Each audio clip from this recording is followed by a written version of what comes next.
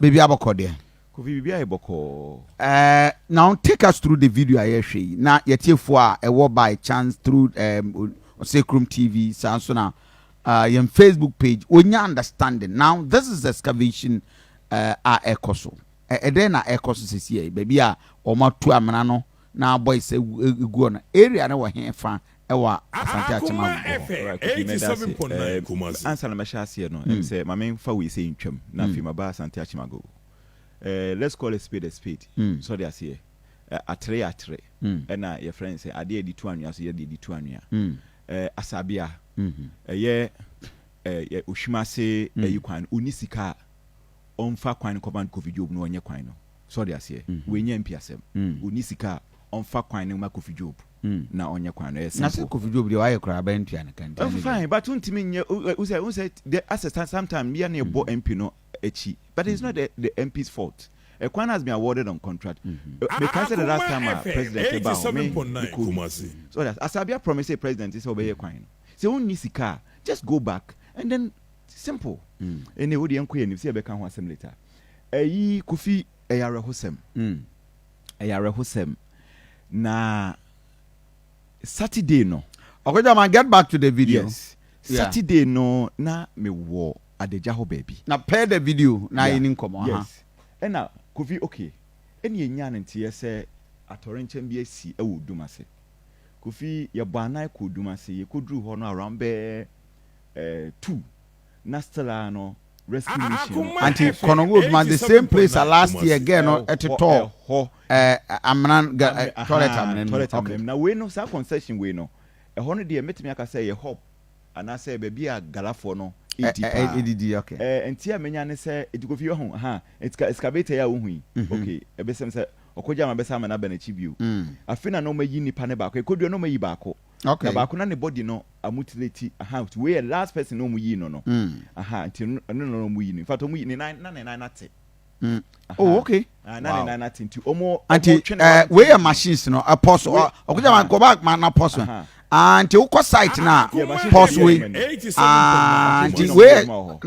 we nya champagne we dig and wash and we dey min sheda nim ni diomu therefore mo share Facebook page amunim ye mining ho adwuma kakara mo nkire because moto sisu na omo ehuru nsuo e fa board bi so we a board one Kofi unse me menye efom adwuma na so o hwe ba bi omo here e chok clearly say e ho nye safe baby omo no chiro kwa dondon na entia menya ne se sa concession we no e ka Ashanti Mines Limited gold mine bi o ha omo ye medium scale mine okay 87.9 concession no ho entia say na ngasa ne nya baby a omo edi ama anase omo edi marketi edi ama obi ase onye ho adwuma enti e ho no according to some of the miners illegal miners na bi e ho no mo kire say baby a boys ni ko wuye no kra no no ma won ni omo se emo nko ho emo bia enko ho but omo nim de si ya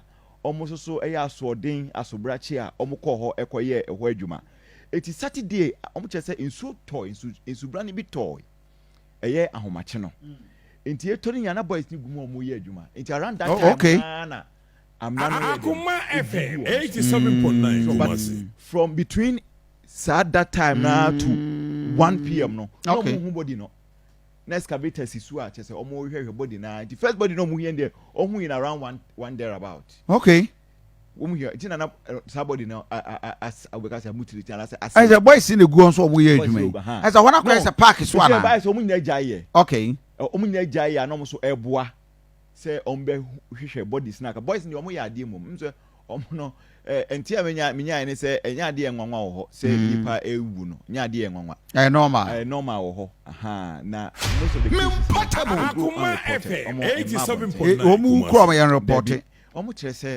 se bibi se si na se report ne ba abonti na pressure abom so so afi na bia anti task force yi ba ho na ba ho issues ma etikofita me dru ho se no na nye agro. Oh really? Na boys ni bi buo fu pa. Sense and trophy abaho. Ye den and trophy tia asem. In fact, you drew anom start so mudi atem. So that's a 1 year. Enti ye no ye ntimi enru amen amnana nkasa na efunu no egumu no. ye ben near a bit afa kakra na cameraman no Victor zoom ya Akoma FM 87.9 Kumasi baby na hone party obo won because boys say udru ho a na say the besi threaten say one camera no meji ase no nti yenko back na accident kra no isi ye report to accident nkufo ewu okwan so nwi na ya beka omo asem. So they are okay with it Kofi, as a normal okay thing with it because so much say adwuma ni ho nti adwuma on be ya no nti adwuma omo so e ho a omo eye didie no na nipa egu ho no Kofi portable thousands of people in the go a omo eye adwuma so they say na Kofi Odumasi crew na nkasa no wura mu Akoma FM 87.9 Kumasi 80% or to 85% of dying there emu omo tu gala wo efie na esi ho no okoja man take me back to the last beginning of this year video na again no any enti on wo dan de aye yes edan bia krake omo tu gala wo no boys ni say adwuma ni ho enti dan ni si ho but wo mu di gala no edan ni inside yes boys ni say adwuma ni ho enti say utu omo a enfa na omo ko so they are Kofi enti adwuma eni ho ni ntino omo so omo timi kobokro no enti o say adwuma ebetimi amom nsa Akoma no edi omenya bia hwe omabusu Akoma FM 87.9 Kumasi enu nti na ehu die ehu no but this is serious Kofi serious Kofi Konongo Dumase gala no Kofi serious omo ye benipa so wu pa Kofi utimi true utia mena bim utia okwa utia na ede okọ ede okọ form but is one careful Kofi beto am because matututu am nana this is serious so police any kronim Kofi ede na police for betimi age Kofi sometimes you have you see who say ya report to Galamsey site and several areas Akoma FM 87.9 Kumasi police for so the local police for Kofi yeah pragmatic measures Kofi me die and I think say community mind no na see e be ya Kofi yenye ni ye na me kra no Evans I am against the approach say yente tax force yemfa ngu Galamsey yemfa ngu mining so but we need to regulate it absolutely that is what say you ngu mining there no Kofi on say gala no nya na ne be gala okromo ha Kofi gala start me ohwe Canada time Canada movie the first time me who gala Akoma FM 87.9 Kumasi 92 Kofi yirenchi akache ni akata movie no gala na guys na eye so they say but those days no kwan no mo fa so eye no na yenya sa level of impact no until say Chinese for ne ba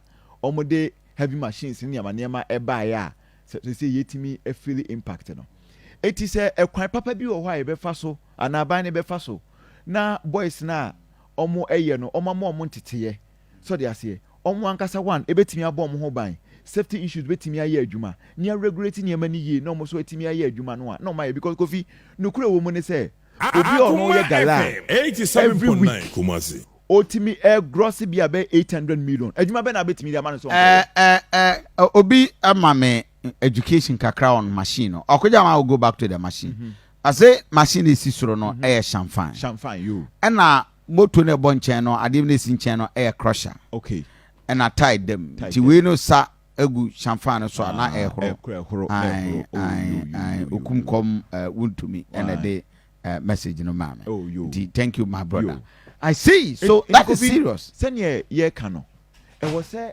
Galamsey there aban bi no be bakruma to betimi abra Galamsey na aban ka so bra Galamsey say there o ka say obetu corruption ase enye possible so they say me can say boys no obi o ho a week when you sika kutimi nya be 800 million bit kutimi nya 1 billion 100,000 Ghana cedis you don't mean na o ka chini sani pa ne say onya gala no kwa edi adwuma eti ekwan papa ne o se ye faso e mo ntete so they say na say ebia capacity building bi ne be ya ama wo mo a Odumase ho no yetimi omatimi ne o makokasa say bia oh fine ha ma mo fa ha aha say betimi ayi musei aha say betimi ayi musei na ya sete ebia senadmu Akoma FM no mo mineral commission set office bi wo ho regulator na set office bi wo ho omde monitor boys no it is some chrome to go ni na no baba untie assembly member ono akra na ye ka asem no story no kra ye na as ye ne ya there be unimi and look at how he was talking. I'm telling you say e ho no omu nyina adwen ye baako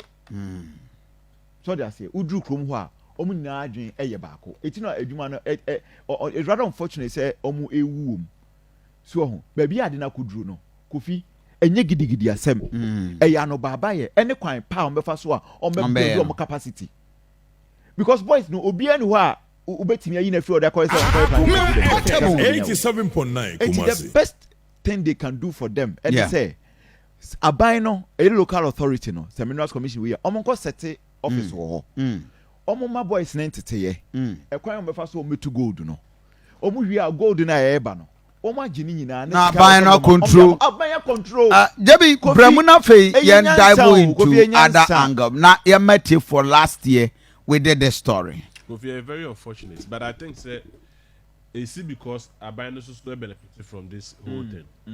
I mean, Nanado over the years, his fight against Galamsey were failing, and were failing because of Akoma FM 87.9 Kumasi. In Tiabani say Akoma FM 87.9 Kumasi. It's in the we are very